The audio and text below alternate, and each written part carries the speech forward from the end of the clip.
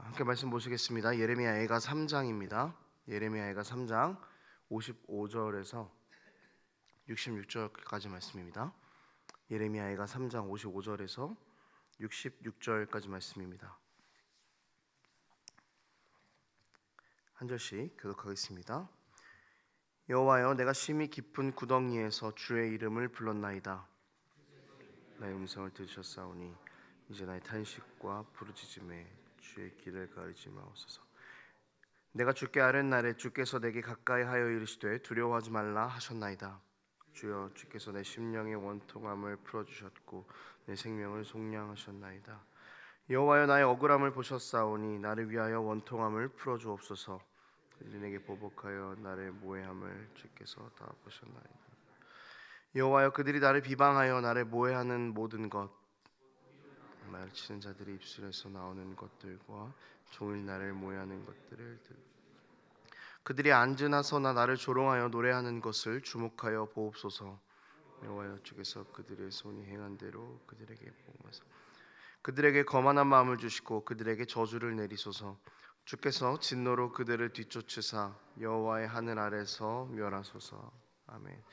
예레미야가 3장의 마지막 부분입니다. 함께 계속해서 하나님께 기도하고 있는 이 시인의 모습을 통해서 우리는 어떤 교훈을 누릴 수 있을지 살펴보도록 하겠습니다. 이 시인이 하나님께 기도하고 있는 모습을 보면은 참 혼자 열심히 싸우고 있다라는 그런 생각이 듭니다.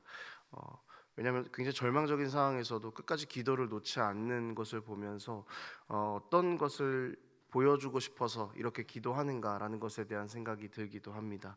어제 본문이었던 3장 40절을 보면은요, 시인은 이렇게 이야기하죠. 우리가 여호와께로 돌아가자라고 그렇게 이야기를 합니다. 이렇게 시인이 돌아가자라고 말하는 데에는 두 가지 이유가 있습니다. 첫 번째는 이스라엘이 멸망한 이유를 다시 일깨워 주는 것입니다.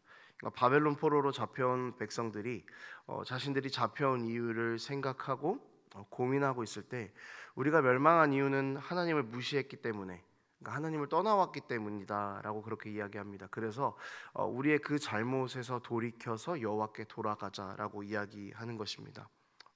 그리고 두 번째로는 그럼에도 불구하고 우리에게는 소망이 있으니 하나님께 돌아가자라고 이야기하고 있는 것입니다. 우리가 잘못해서 심판을 받고 있지만 그래도 하나님께서는 우리가 다시 돌아간다면 그런 우리를 내치지 않을 것이다 라는 생각을 가지고, 믿음을 가지고 우리가 회개하면서 다시 한번 하나님께 기대해 봅시다 라고 그렇게 이야기를 하는 것입니다. 그래서 오늘 본문은 여호와께 돌아갑시다 라고 말하는 것 중에 이 두 번째 이유를 조금 더 보충해서 설명하고 있다라는 느낌을 받습니다. 어떻게 하나님께 돌아가야 하는지, 그리고 우리는 정말 돌아갈 수 있을지 이것들을 설명하고 있는데요. 자신이 하나님께 하는 기도의 내용으로 우리는 하나님께 돌아가도 괜찮다, 하나님은 우리를 받아주실 것이다 라는 것을 보여주고 있습니다. 시인이 이스라엘에게 하나님께 돌아가자라고 그렇게 촉구하고 그들을 설득해야 하는 이유는 이스라엘의 상황 때문이었습니다. 그러니까 바벨론 포로로 잡혀간 이스라엘은 이런 생각이 있었을 것 같아요. 하나님 앞에 나가기에는 이제 우리는 너무 늦었다.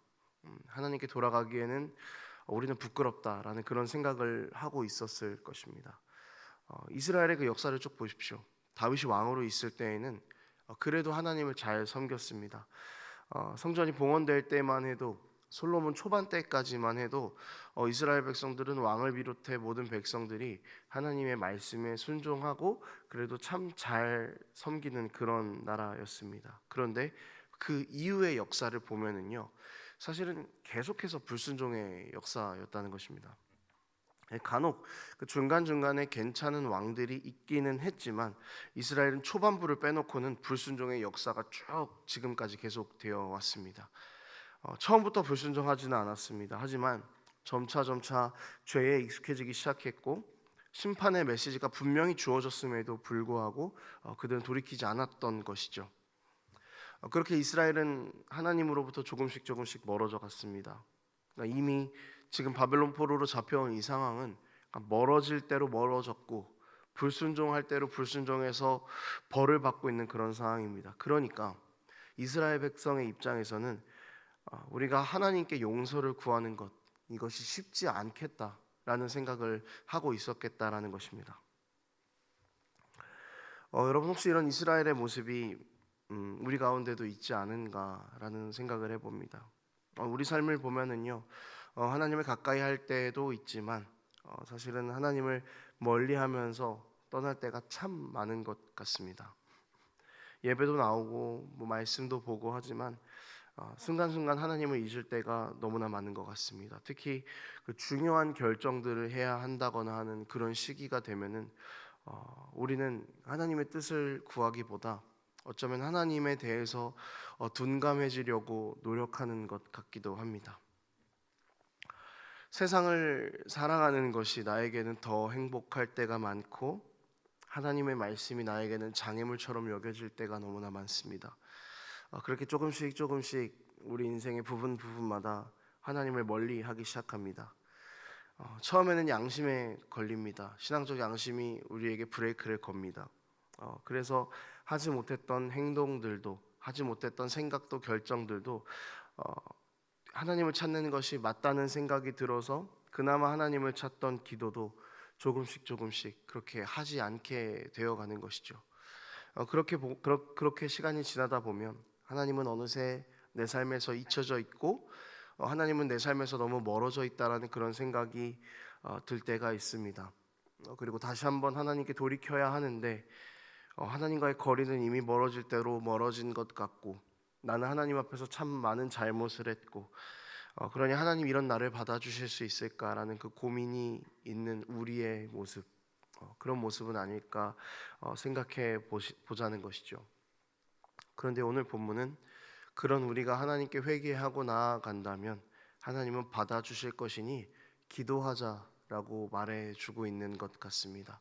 시인이 그런 상황에서 기도를 하고 있지 않습니까? 시인이 기도를 했습니다. 하나님, 저를 놓지 마십시오. 그렇게 기도했습니다. 그런데 응답이 상당히 빨리 찾아왔죠. 57절에서 내가 주께 아랫날에 주께서 내게 가까이하여 이르시되 두려워하지 말라 하셨나이다라고 이야기합니다. 그러니까 원래대로였다면은 그 고통에 응답하지 않으실 거다라는 생각을 갖고 있어야 하는데 하나님은 시인의 기도에 응답하셨습니다. 시인의 고통을 들으셨고 기도를 들으셨고 응답하셨습니다. 이 부분이 참 많이 와닿았던 것 같습니다. 여러분 하나님께서 기도 응답을 하신 이 상황을 한번 보십시오. 언제 응답을 하셨겠습니까? 잘한 가운데, 하나님의 말씀이 엄청 순종한 가운데, 그런 가운데서 응답하신 것이 아니라 이스라엘이 잘못한 가운데에서 그 시기 가운데서 응답하셨습니다. 그러니까 용서받을 수 없는 자에게 하나님이 응답하신 것이죠. 그러니까 함께할 자격이 없는 자에게 함께 하겠다라고 하신 것입니다. 두려움의 감정이 계속해서 유지될 수밖에 없는 자에게 두려워하지 말라라고 말씀하신 것입니다. 여러분 우리는 하나님께 매달리는 것을 너무 쉽게 포기하는 것 같습니다. 내가 하나님께 잘못했기 때문에 더 이상 하나님은 나를 기뻐하시지 않으신다. 하나님은 더 이상 나를 용서하지 않으신다라는 그 생각 때문에 우리는 하나님께로 나아가기를 너무나 쉽게 주저할 때가 있는 것 같습니다. 그래서 기도하지 않습니다. 그래서 매달리지 않습니다. 이런 부분에서 생각해 보면 우리에게 기도에 응답이 없는 이유는 기도해도 응답이 없는 것이 아니라 기도하지 않았기 때문에 응답이 없는 것일 수 있겠다 싶습니다. 우리 스스로 우리의 상황을 진단해서 우리는 소망이 없다고 생각합니다. 우리 스스로 하나님을 판단해서 하나님은 나를 받아주시지 않는다라고 결론을 내립니다. 그것은 하나님에 대한 교만일 수 있겠다는 것이죠. 여러분 하나님께서는 엎드리는 자에게 응답하실 준비를 이미 하고 계십니다. 우리의 연약한 모습 그대로 돌아올 때 우리를 안아주실 준비를 이미 하고 계시는 분이십니다. 그런데 우리는 너무 쉽게 하나님에 대해서 결론 짓고 스스로 하나님을 멀리하고 있는 것은 아닌지 그런 생각을 우리가 반드시 해볼 필요가 있다는 것입니다. 혹시 나의 섣부른 판단으로 하나님께 매달리기를 멈추고 있다면 우리는 다시 기도를 시작하면 될 것입니다. 그때 하나님께서 주시는 자유를 누릴 수 있게 될 것입니다. 이스라엘의 불순종한 모습 그대로 다시 하나님 앞에 엎드려도 하나님께서 용서하시는 이유, 또 우리가 하나님을 떠나서 정말 때로는 너무 멀리 왔나라는 생각이 들 때도 기도한다면 하나님께서는 우리에게 응답하실 준비가 되어 있으십니다. 하나님은 늘 신실하시기 때문입니다. 늘 징계의 말씀만 하신 것이 아니었습니다. 징계와 더불어서는 반드시 소망의 말씀이 늘 뒤따라 왔습니다. 이 예레미야 애가도 계속해서 우울한 부분들이 계속되지만 결국 뒷부분에는 소망을 노래하는 그 소망에 대한 이야기가 나옵니다. 불순종해서 이스라엘은 형벌을 받을 것이지만 불순종한 이후에 회개하고 돌아오면 언제든 받아주시겠다는 그 소망, 그것을 하나님이 약속하셨습니다. 그것이 성경 안에서 발견되는 복음의 내용이기도 합니다. 하나님께서는 약속을 지키시는 분이십니다. 이 우리의 연약함과는 상당히 대조가 되는 모습이죠.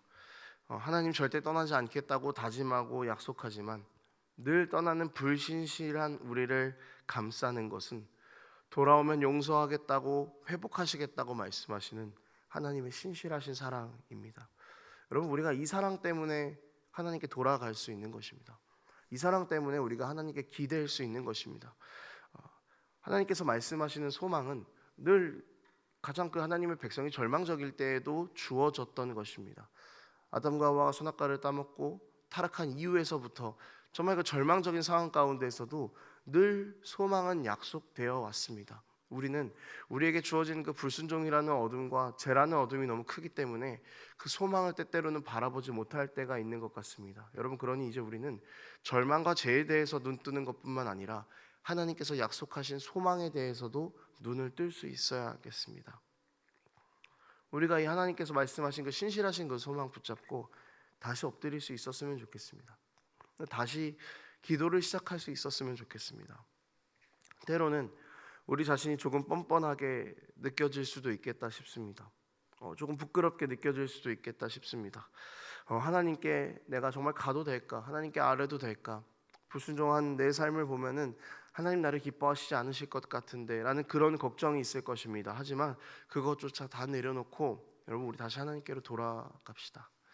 신실하신 그분이 우리를 용서하실 것이고 우리를 사랑하시는 그분이 다시 우리를 안으시고 우리의 상처를 꼬맬 준비를 하고 계십니다. 여러분, 이 신실하신 하나님의 사랑을 늘 기도 가운데서 경험하는 그런 우리의 삶이 되기를 소망합니다.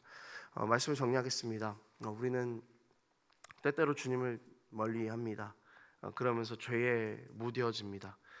그렇게 내 갈 길을 가다 보면은 어느새 하나님으로부터는 너무 멀리 온 것 같다는 생각이 들 때가 있습니다. 그래서 무기력하게 주저앉아서 나의 신세를 한탄하기도 합니다. 그리고 주저앉은 채로 하나님은 더 이상 나를 받아주지 않으실 것이다 라는 생각을 할 때도 있습니다. 그러나 여러분, 하나님께서 회복하실 수 없는 인생은 없다라는 것입니다. 그분의 신실하심이 영원하기 때문에 그분은 오늘도 우리를 그 약속에 따라 기다리고 계십니다. 우리의 연약함을 다시 주님 앞에 내어놓고 그분 앞에서 회복을 경험하는 우리의 삶이 되기를 소망합니다. 여러분, 하나님으로부터 멀어져 본 사람은 소망이 세상에 없다라는 것을 발견할 수 있습니다. 그 멀어진 상태에서 주저앉은 사람 말고 멀어진 상태에서 하나님께 매달려 보고 기도해 본 사람은 소망이 하나님께 있음을 반드시 경험할 수 있게 됩니다.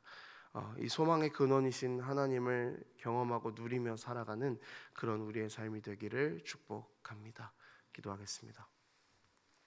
하나님 아버지, 불순종한 이스라엘의 모습이 때로는 우리의 모습 같아서 하나님께 불순종하고 하나님부터 멀어지는 결정이 늘 우리가 삶에서 해왔던 결정 같아서 때때로는 내가 주님으로부터 너무나 멀어져 보일 때가 있습니다. 그리고 이런 나를 주님께서 더 이상 봐주지 않으실 것이라는 그런 생각도 할 때가 있습니다. 하지만 하나님, 조금은 뻔뻔스럽지만 그래도 우리의 소망은 주님밖에 없다라는 고백을 가지고 다시금 우리가 주님 앞으로 나아갑니다.